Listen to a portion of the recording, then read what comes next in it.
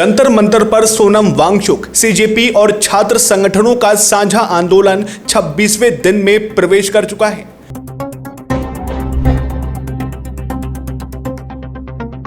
प्रदर्शनकारी छात्र देश की बदहाल शिक्षा व्यवस्था और पेपर लीक को लेकर सीधे शिक्षा मंत्री का इस्तीफा मांग रहे हैं। आंदोलन स्थल पर जनता के बीच सीधे मतपेटी रखकर मंत्री की जवाबदेही पर जनमत संग्रह कराया जा रहा है।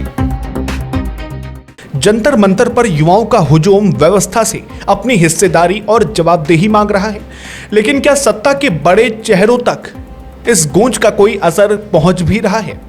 नमस्कार, मैं हूं अर्चित और आप देख रहे हैं 4AM टुडे टीवी। दिल्ली की ऐतिहासिक जंतर मंतर से इस वक्त एक बेहद व्यापक और विचलित करने वाली जमीनी हकीकत सामने आ रही है। ये खबर देश की लोकतांत्रिक व्यवस्था, प्रशासनिक संवेदनशीलता और जनता के प्रति राजनेताओं की जवाबदेही पर गहरे सवाल खड़े करती है। प्रख्यात पर्यावरणविद सोनम वांगचुक के साथ साथ कॉकरोच जनता पार्टी यानी सीजेपी के संस्थापक अभिजीत दीपके और देश के तमाम छात्र संगठनों से जुड़े युवा पिछले कई दिनों से लगातार मोर्चे पर डटे हुए हैं। जंतर मंतर पर चल रहे इस प्रदर्शन को अब 26 दिन से अधिक का समय हो चुका है, जहां कई छात्र 18 दिनों से लगातार आमरण अनशन पर बैठे हैं। इन तमाम आंदोलनकारियों की मांग बेहद स्पष्ट और सीधी है। वे देश की वर्तमान शिक्षा व्यवस्था में हुए हालिया संकटों, विसंगतियों और पेपर लीक के मामलों को देखते हुए केंद्रीय शिक्षा मंत्री धर्मेंद्र प्रधान के तुरंत इस्तीफे की मांग कर रहे हैं। इतने लंबे समय से अन्न और जल का पूरी तरह त्याग करने की वजह से इन युवा छात्रों की और प्रदर्शनकारियों की शारीरिक स्थिति लगातार गिरती जा रही है। कई छात्रों को अस्पताल में भर्ती कराना पड़ा है। डॉक्टरों की चिंताएं हर घंटे बढ़ रही हैं, लेकिन प्रशासनिक और सरकारी स्तर पर इस मानवीय संकट को लेकर अब तक एक अजीब और गहरी खामोशी छाई हुई है।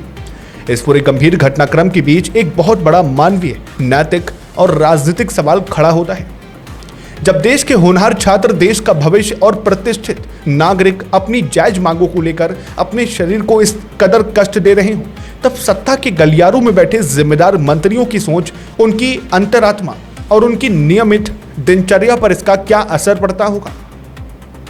यह सवाल किसी पेशेवर पत्रकार का नहीं, बल्कि एक आम नागरिक और साहित्यकार की बेचैनी का है। राजनीतिक विश्लेषकों का यह साफ तौर पर मानना है कि एक राजनेता का भोजन से रिश्ता हमेशा से बेहद रणनीतिक और अवसरवादी रहा है।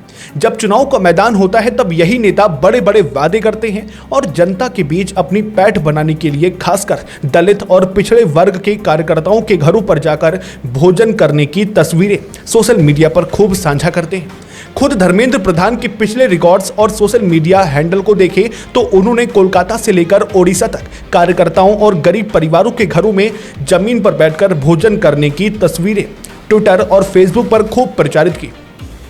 इसका मकसद एक बड़ा और सकारात्मक राजनीतिक संदेश देना होता है, लेकिन इतिहास गवाह है कि जब वही नेता किसी बड़े विवाद में घिरते हैं और जनता उनके निर्णयों के विरोध में अपना दाना पानी छोड़ देती है, तब उनके भोजन का ये सार्वजनिक प्रदर्शन अचानक बंद हो जाता है। ऐसे समय में उनका भोजन पूरी तरह एकांत का भोजन बन जाता है, क्योंकि वे भली भांति जानते हैं कि अगर किसी शादी या बड़ी पार्टी में भारी भरकम भोजन करते हुए उनकी कोई भी तस्वीर बाहर आ गई तो जनता के भारी गुस्से का सामना करना पड़ेगा। जंतर मंतर पर चल रहा ये विरोध प्रदर्शन अब सिर्फ कुछ चेहरों तक सीमित नहीं रह गया।